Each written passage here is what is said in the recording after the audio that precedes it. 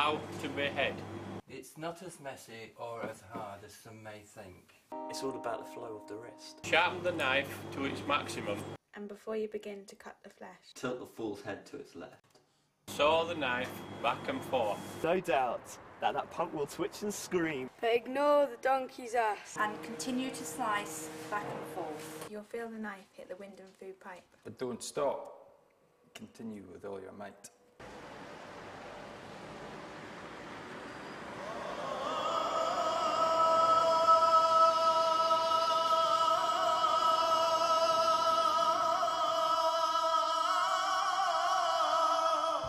This is the home of Samina Malik, the 24-year-old shop assistant who worked at Heathrow and who became the first woman in the UK to be convicted under the Terrorism Act. Samina Malik, the self-styled lyrical terrorist, wrote the poem How to Behead, which you have just heard. She was found guilty under Section 58 for possessing articles likely to be useful to a person committing or preparing an act of terrorism. She had downloaded terrorist manuals from the internet and had written extremist poems. She spent 5 months in custody and 1 month under house arrest and received a 9-month suspended sentence. What I find interesting is that you can now be found guilty not for the action you have carried out, but for what the police think you are going to do based on what you are reading and writing.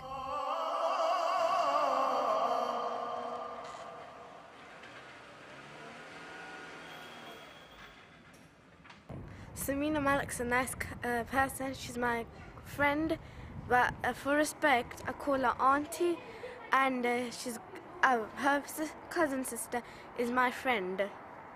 And whenever we go to the mosque, she comes with me. It wasn't good what happened to her. It wasn't fair on her. She didn't even do anything, and on top of it, she got the blame.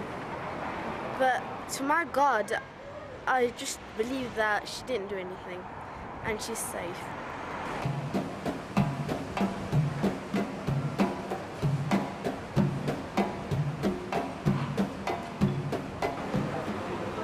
I do recall the family, because I used to study at the local mosque with their uncle. There only used to be that local mosque, which was on the same road that they live in Townsend Road.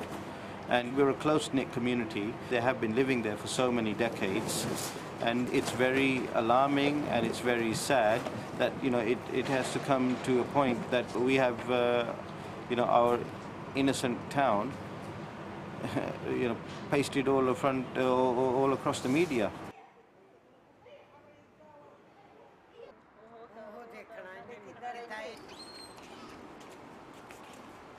I think there was a good reason for bringing her case to the forefront.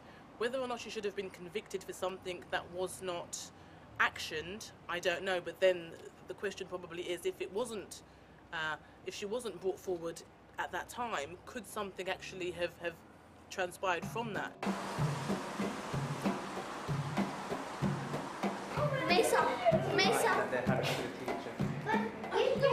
She would come in to learn Arabic, and just like with the other students, she would learn what was taught to her, and you know, I didn't feel she had any strong extreme views about Islam or about, you know, anything to do with terrorism, nothing like that.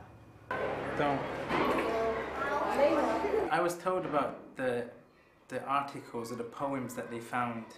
I mean, my information is very limited. I mean, it's from what I read in the papers and people that live around her, and it was, from what I was told, it was just that she wrote poems, and you know, to some it sounded extreme, and to others it was just her expressing herself, talking to brothers and sisters of the local community. They're very worried about saying certain words, and even myself as the leader of the congregation, my employers, you know, they've like opened my eyes, and you've got to be careful and remember what to say.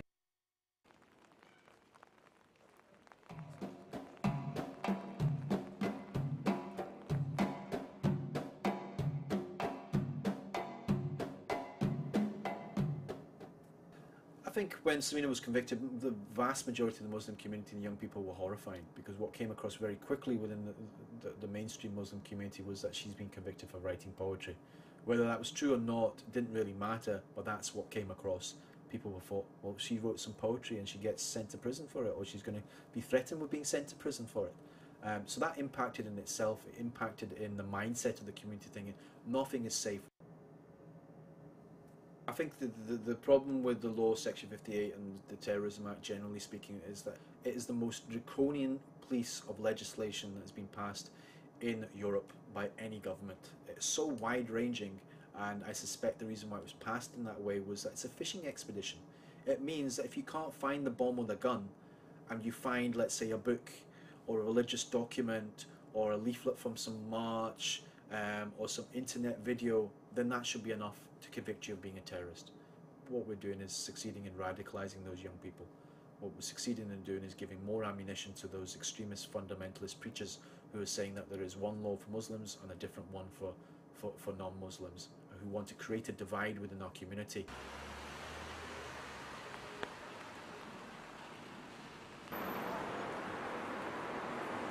I do find it sort of a bit scary to actually sort of say things, you know, to about you know, how I feel, or you know, it's express my views. You can't voice your opinion because you'll be another one in the jail or something. If she's writing poetry, that's her personal stuff. Let her write her poetry. It doesn't mean she's going to project it in real life and go bomb someone or support these terrorists.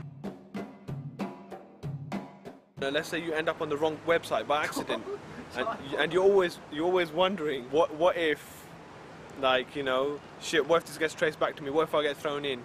You know, even if it's just accidental, you've been on it for what, 5 seconds?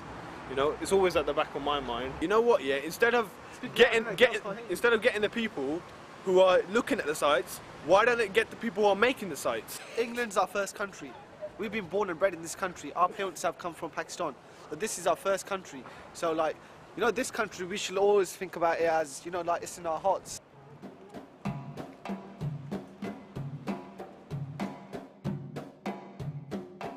The reason that Samina Malik became such a test case was precisely that she was seen as an example of alienated Muslim youth that was eating away at the heart of British society and threatening to overturn British society, threatening to terrorise British society.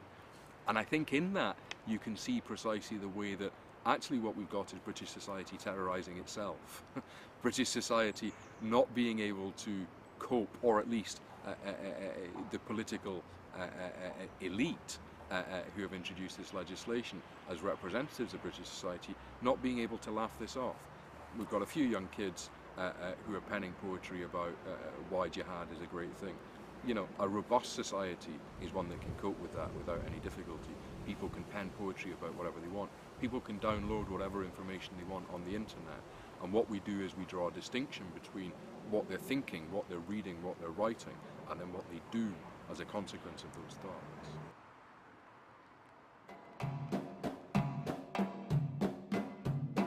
How to behead. It's not as messy or as hard as some may think. It's all about the flow of the verse. Sharpen the knife to its maximum. And before you begin to cut the flesh, till the fold head to its left. Sow the knife back and forth. No doubt that the punk will twitch and scream. But ignore the donkey's ass and continue to slice back and forth. You'll feel the knife hit the wind and food pie. But don't stop, continue with all your might.